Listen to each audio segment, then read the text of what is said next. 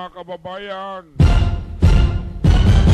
Mga kababayan ko, dapat lang malaman nyo, bilib ako sa kulay ko, ako ay Pilipino.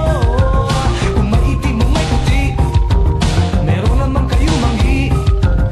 Isipin mo na kaya mong abutin ang iyong minimithi. Dapat magsumikap at nang tayo di maghirap ang trabaho mo. Pagbutihin mo dahil pag gusto mo ay kaya mo. Kung kaya mo ay kaya niya at kaya nating dalawa. Magaling ang ating yan ang laging iisipin. Pag-asenso mararating kung handa kang tiisin ang hirap at pagod sa problema. Huwag kang malunod, umahon ka, huwag lumubog, pagkat ginhawa naman ang susunod. Iwasan mo ang inggit, ang sa iba'y ibig mong makamit. Dapat nga ika'y matuwa sa napala ng iyong kapatid. Ibig kong ipabatid na lahat tayo ay kapit-bisig. Mga kababayan ko, dapat lang malaman nyo, bilib ako sa kulay ko, ako ay Pilipino. Kung may itim o may puti, meron naman kayo manghi. Isipin mo na kaya mong abutin ang iyong minimithi.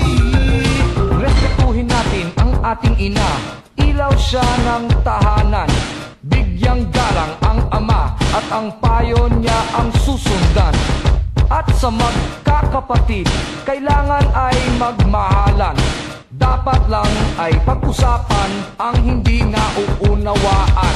Huwag takasan ang pagkukulang, kasalanan ay panagutan. Magmalinis ay iwasan, nakakainis, marumi rin naman ang magkaaway. Ipagbati, gumitna ka at huwag kumampi.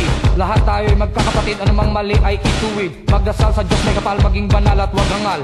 Itong tula ay alay ko sa bayan ko at sa buong mundo. Mga kababayan ko, dapat lang malaman nyo, bilib ako sa kulay ko, ako ay Pilipino. Kung may itim o may puti, meron naman kayo manghi. Isipin mo na kaya mong abutin ang iyong minimithi.